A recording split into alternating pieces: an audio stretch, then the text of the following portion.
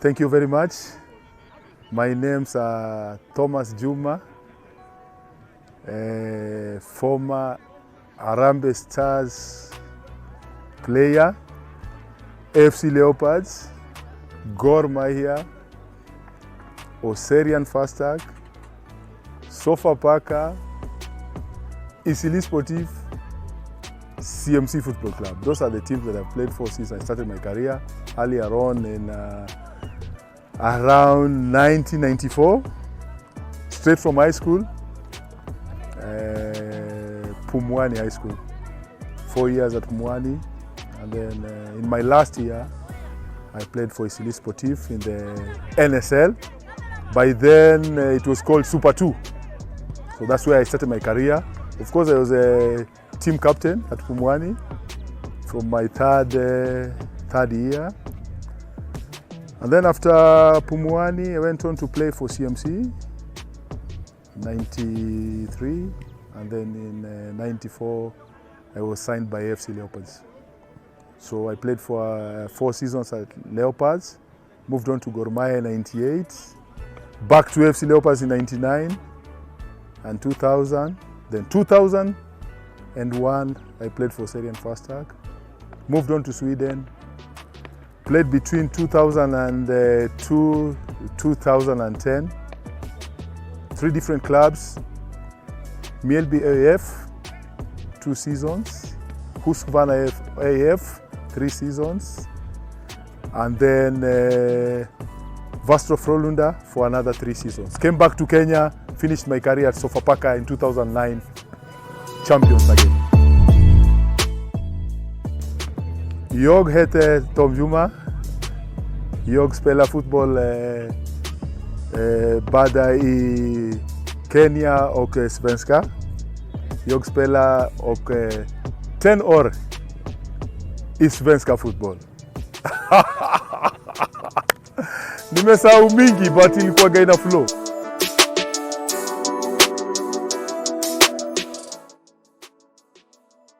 Thank you very much. As a footballer, I used to play in the midfield, defensive midfielder, hard tackling midfielder, very passionate, had the winning mentality. I always played to win. And I was lucky to have players around me who shared the same vision. We always wanted to win, even in practice. Yeah, so that was a big motivation for me. Practice, training matches, friendly matches, league matches, international matches, we always wanted to win. Of course, we couldn't win all of them, but that was what was driving me, the passion to win in each and everything I did. First of all, I did not believe that I could play for a team like AFC Leopards. I used to be an AFC Leopard fan since I was young. I grew up looking forward to the players like Mike Amwai, Thomas Omboko, John Busolo, Mickey Weche. Those were my role models at that time. I used to go and watch them at City Stadium. City Stadium was the main stadium by then.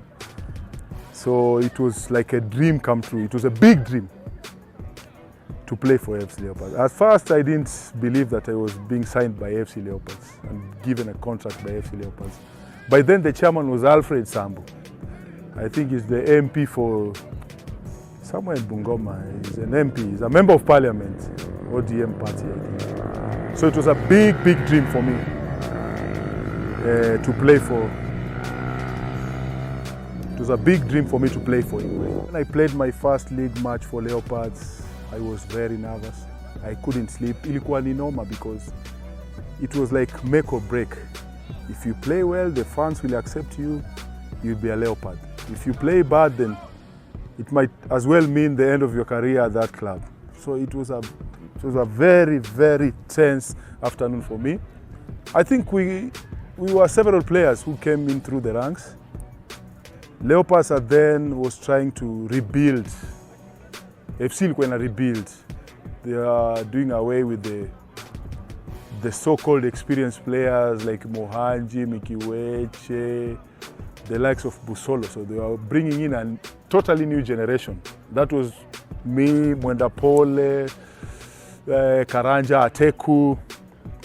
So it was nervous for us. I think we played Rally FC, first match at City Stadium. And we got a draw. Tulipata draw, but the fans were not so happy, because they still believed on the other players, the players that they were used to, the other big names. But we did well, getting a draw in our first game. It was not bad. So just like I said, it was a big day for me. I was nervous, I couldn't sleep. But again, at the end of the day, I felt well because I had done a good job. I played a good job, I did a good job, I played a big part in the midfield. And the fans that day, they appreciated me and said, oh, kijana umecheza poa, game imekuwa poa, keep it up. So I felt like, okay, there's something something good is coming up. When I was recruited to play for Leopards, first of all, I thought that it was not possible. I personally felt that I was not up to that level. Mimi nilikuwa nataka tu kucheza mtaani huku Black Mamba hapo, but I was so encouraged, and I thank the people that were around me at that time. Somebody like Robert Matano is the coach who recruited me. Nakumbuka nilipoitwa nikaenda training siku 2-3 nikahepa. Matana akakuja tena home akasema no, we need this boy because he saw the talent in me. Aliona kitu naweza peana. And then I went back and trained hard, and then with the courage from my players, my teammates, my parents, then things just started to fall into place. Yeah. I enjoyed playing football in all of these teams because if you look at Leopards, we won a few I won a few trophies with Leopards. Eastern Central, Headaches Cup. I think we won the Eastern Central twice, and then the Headaches Cup. There was a, what do you call it? There was a trophy at that time, the Red Bull Cup. So I won like 4 or 5 trophies with the AFC Leopards. Then I moved on to Gor. I think Gor was good. I played good. I enjoyed my football at Gor Mahia. I played with a lot of big players. Dan Ogada, Josiah Ugo, Victor Nyango. It was fun to play for Gor, but again, I didn't win so much at Gor. Oserian in 2001 was very, very good because we won the title. Again, we were the top team, we were the best team in the league. So generally, I enjoyed to play football with all these teams, but I can notably mention Gor Mahia as being one of the best teams that I was at the peak of my career. Yes. At the beginning of 2001, when I played for Oserian, I had come from an injury. In 2000, I sat out the whole season because I had injuries. I broke both my feet. So the whole of that season, I didn't play football. I was out completely, and I thought that my career was over by then. Even going to Oserian, it took a lot of, encouragement from fans and from teammates and from coaches. And that's why I have to commend Twaid Muidin so much, because he talked to me personally, because I had also lost hope and kind of depressed, from a big player and all of a sudden not playing football anymore, having all sorts of injury. Sitting out for 1 year is a very long time. A lot goes on, new players coming in, and in the local scene, you can be easily forgotten. So when I came back in 2001, I just wanted to redeem myself. Yeah. And I thank God that things worked out so well. I played one of my best seasons again, just the way I mentioned to you earlier. It was a really good season at Oserian. We battered teams, tulicheza ball ingine ya ajabu. Pale Oserian ilikuwa ni kuchinja watu. Regardless of any team, whether it's Gor Mahia, AFC Leopards, we won more. By then we had 20 teams in the league. So you had to play like 38 matches a season. Sasa unaona teams ni 16, so play one match every week. We used to play 2 games in a week. So you can imagine, and we won like 30 matches out of 38. So we really deserved to win that league. Yeah. And I was voted the best midfielder and the best player that year, coming from an injury, a career-threatening injury. So I was really, really pleased with my performance. I didn't believe that I could make it. And then this is the funny part. We went to play Sekafa in Rwanda. Sekafa with the Harambee Stars. Fabish called me back again to the national team. We went to play Sekafa. It's happened that Bonventure Maruti was in that team. And by then, Bonventure was playing in Sweden for a team called Örebro. Top team, highest division. So his agent, who is Swedish, came to visit him in Sweden to see how he was doing and playing and stuff like that. So after a few matches, his agent sent him, who is that player who is putting on number 5?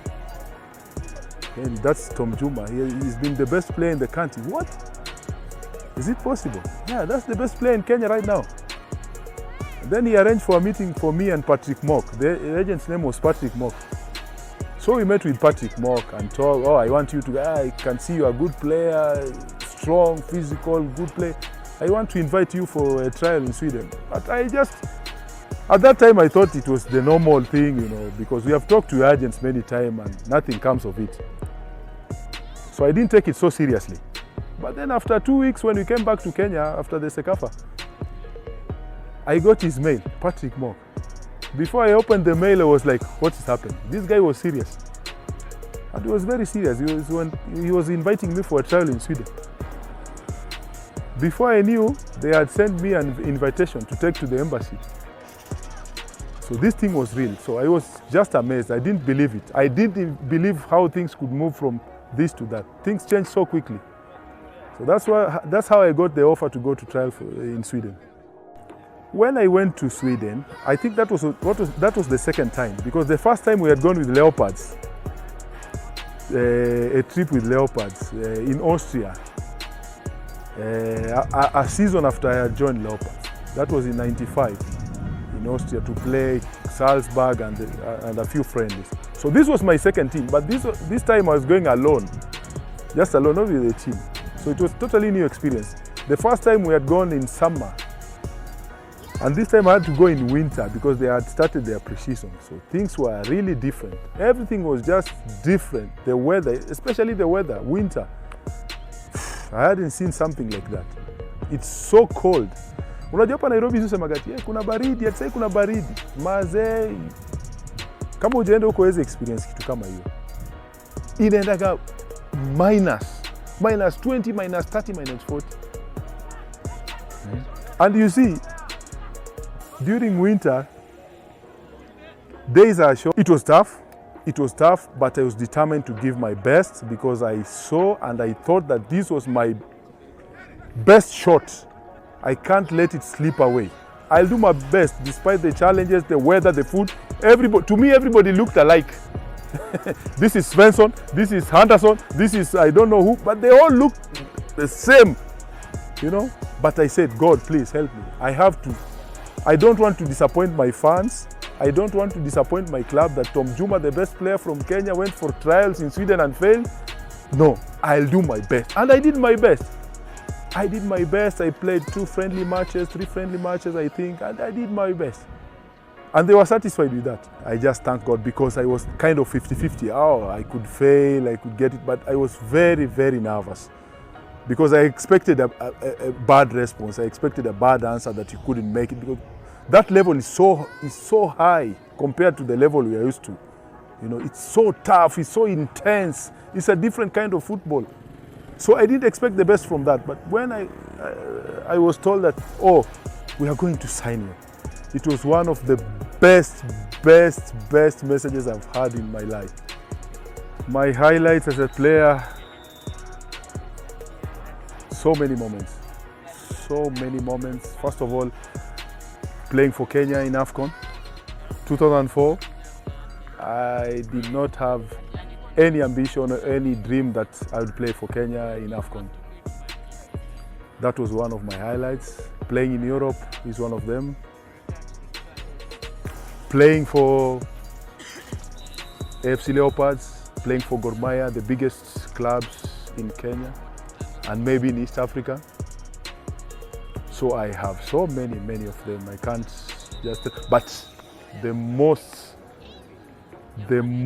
that I can remember is playing for Kenya in AFCON 2004, playing with the top players in Africa, the Keitas in Mali, and of course winning our first game. That we won against Burkina Faso. That was That was the first win for Kenya in AFCON history.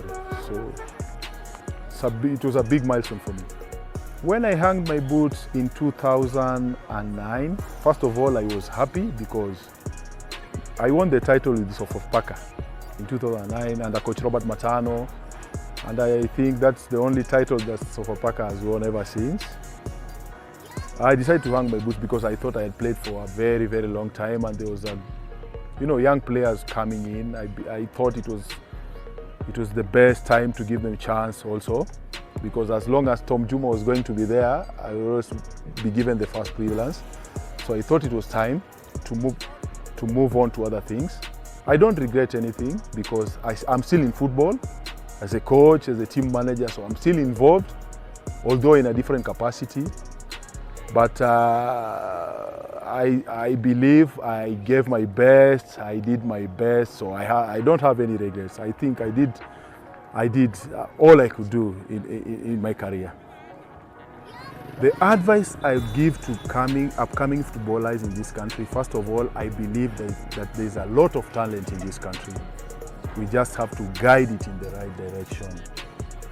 I advise our players, our upcoming players, to have patience. First of all, you can see a player coming in, playing a good season, maybe with Gor Mahia, with AFC Leopards or any other club, and he wants to go professional. I'd advise them to have patience, first of all, to grow, because there's a big difference playing local football and professional football. And once they go there, maybe for trials, and they don't succeed, they get depressed and they turn to other stuff, First of all, to have patience, to hard work, and to believe in themselves. Because once they have that belief, as a player, you have to believe in yourself, that you can do it. Believe in yourself. Have patience. Don't rush. Umeona, TJ amepata pro, ameenda south. Pia unataka kuenda the next month. No, have patience. Your time will come. Just do your best. Hard work. Be disciplined. Listen to your coaches. Nowadays, we have very, very qualified coaches who can advise you and who can move you from one level to another. So that's my advice. Discipline, patience, and hard work. From our family, sisi ni wakubwa bana. Sisi tuna mwili kubwa. From my mom, nafikiri nilikuwa nimechukua mwili ya mother. Madangu ni mso. Alafu unajua sisi watu wa Busia wanasemaga sisi ndio tulikuwa tunabeba simiti huko Mombasa. So tumezoea kazi ya mjengo. But generally, okay, I was big. That's why I played defensive midfield. I could use my power. I could use my strength to win the ball back for my teammates and just to supply the ball. I enjoyed that role a lot. But being big, that's something natural. Siwezi sema ilikuwa ni juu ya hii ama hii. But we used to train hard. We used to train a lot. Trainings those times were really hard. We could train twice a day. Twice a day. We could train in the morning and train in the evening. And still train by yourself. Unaenda rodi peke yako. Unakuja hapa Toyoyo wanja una train usubuhi na tizi inakungoja jioni ya club sasa. So hiyo ilikuwa inafanya tunakuwa physically very, very fit as players. Hiyo may change with time. Nowadays unapata tu players depend on that one training that the coach will organize either at 10 or at 3 in the evening. Unaona? So we used to train very, very hard. Fitness haikuwa an issue. Fitness was not an issue for players at that time. Not even me. All the players were very fit. So coaches used to concentrate on the tactical and the technical aspect of the game. But physically, players walikuwa wanaweza kimbia 90 minutes bila kuchoka. Game inaisha unasema, imeishaje hiyo game? Tunafikiri bado dakika 10. But hiyo ni challenge na unaweka kwa players wa sahi. 45 minutes. Sisi kama coaches tunaanza kufikiria, tupige sub. Juu kuna player ametoa ulimi imefika hapa. 45 minutes man. Amehema. So at that time, we were very, very fit. Maybe that's what contributed to us being big. Because it was not only me. Players like Polo Chieng, Baraza, Kwarula, Musotieno were big as well. If I was to play in KPL, in this generation, training once a day, earning a salary by 5th of every month, going to camp and everything, going to spa, camp, training once a day, first of all. When we used to play football at that time, there was no sponsors. No sponsors, no sport pesa, no bet safe, no nothing. We used to go for months without salary. When I left Leopards, AFC walibaki na deni yangu ya salaries for like 1.5 years. Same with Gor. Same with Harambee Stars. But these boys of this generation, they are paid. Kila kitu iko wamelipwa, wanapelekwa camp, nini, but still, I'm not saying they are not performing. But if it were those days, sijui tungekuwa wapi kwa football. Tungekuwa wapi. We used to have passion. Sisi passion yetu ilikuwa ni kucheza ball for your team. We used to play for the badge. We used to play for honors. We used to play for trophies. And that's why there's a distinction. You see, like Leopards, 30 years without a trophy. Those guys didn't have money. There were no sponsors. But they had their passion. They played with heart. Abalia Football Club. Gor Mahia Football Club. In yetu. You see? But things have changed. You know? Now football is a career. You must make a living out of it. But hiyo pia inatoa ile passion kwa ball. Mtu anaona haya hapana. If I'm not paid then I won't do this and that. Inatoa ile passion. But we used to play for the badge. We used to play for passion.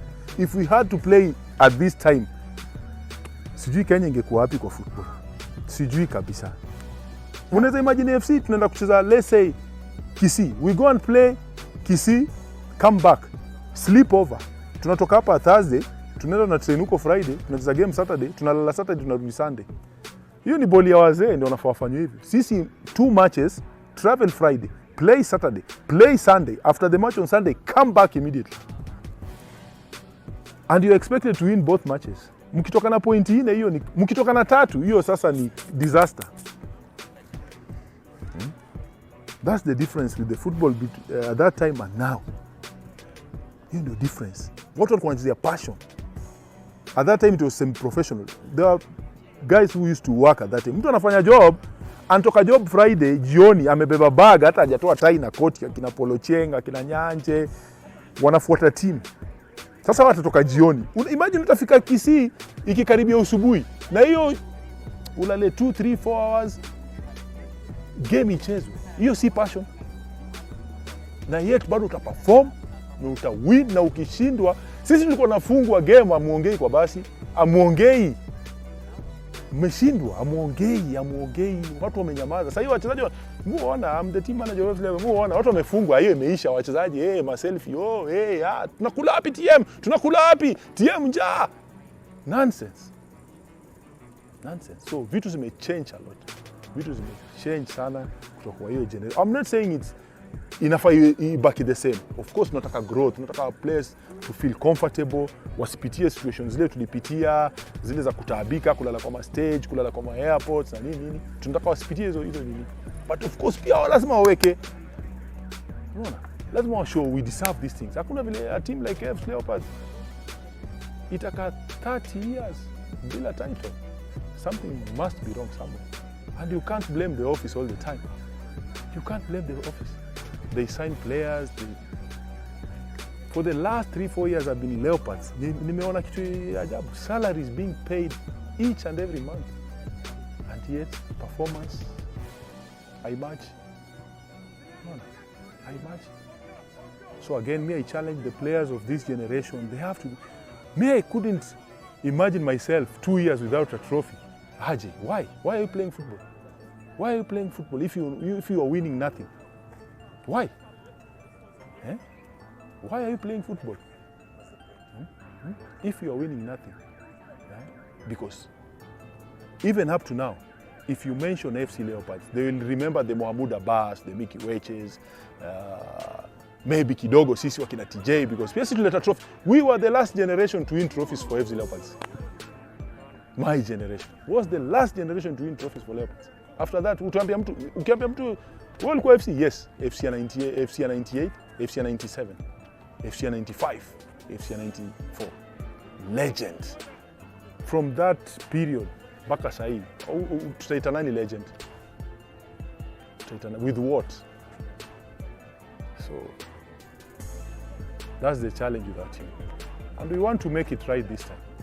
This season, we're going to start another new season. It's not easy, it's very tough because teams are prepared. There's Gor Mahia, the defending champions, for 5 years. There's Tusker, there's Wazito with all the money and stuff. And there's also AFC Leopards. Nothing short than a title this season. You see? We have to do it. If you don't do if you can't do it this season, then too bad for us.